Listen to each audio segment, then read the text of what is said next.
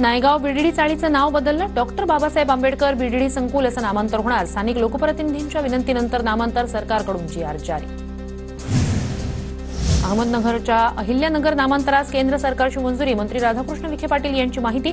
Tweet करत राधाकृष्ण विखे पाटील यांच्याकडून केंद्र सरकारचे आभार. आजच्या मंत्रिमंडळ बैठकीत 41 महत्त्वाचे निर्णय. लाडकी बहीण योजनेला राज्य सरकारकडून मुदतवाढ. मच्छीमार आर्थिक विकास महामंडळाची स्थापना करण्याचा निर्णय. राहुल गांधींना पुणे कोर्टाचं समन्स. 23 ऑक्टोबरला कोर्टात हजर राहण्याचे आदेश. सावरकरांच्या अवमान प्रकरणी राहुल गांधींविरोधात अब्रू नुकसानीचा दावा.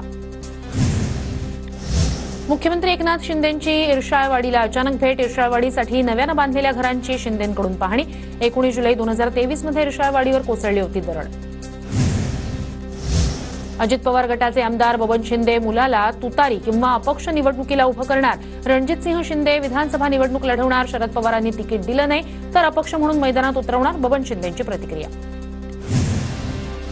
भाजपकडून विधानसभा निवडणुकीसाठी संचालन समिती जाहीर. भाजपच्या सर्व मोठ्या नेत्यांसहित 216 जणांचा समितीत समावेश. सुधीर मुनगंटीवार विधानसभा निवडणूक संचालन समितीचे अध्यक्ष.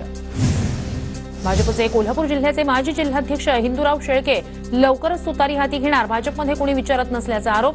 कालच शेळकेंनी पवारांची घेतली होती भेट. दक्षिण नागपूर मतदारसंघावर ठाकरे गटाचा दावा. 2019 मध्ये फक्त 3000 मतांनी दक्षिण नागपूरमध्ये काँग्रेसचा पराभव. ठाकरे गटानं दावा केल्यानं काँग्रेस कार्यकर्ते संतप्त.